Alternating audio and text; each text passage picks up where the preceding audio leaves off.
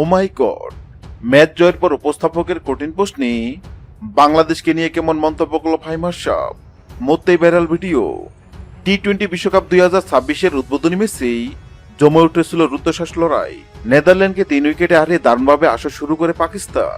তবে ম্যাচের চেয়ে বেশি আলোচনায় উঠে এসেছে ম্যাচ শেষে ফাহিম আশরাফের আবেগঘন বক্তব্য। 148 রানের লক্ষ্য তাড়া করতে নেমে সাহেবজাদা ফারহান ও সাইম আইবের জড়ো ব্যাটিংয়ে দুর্দান্ত শুরু পায় পাকিস্তান, কিন্তু মাঝপথে দ্রুত উইকেট হারিয়ে চাপের মুখে পড়ে দলটি। ঠিক তখনই ম্যাচের মোড় ঘুরে দেন ফাহিম আশরাফ। মাত্র 11 বলে 29 রানের বিধ্বংসী ইনিংসে 2-4 ও 3 ছক্কায় নিশ্চিত করেন রাজকীয় জয়।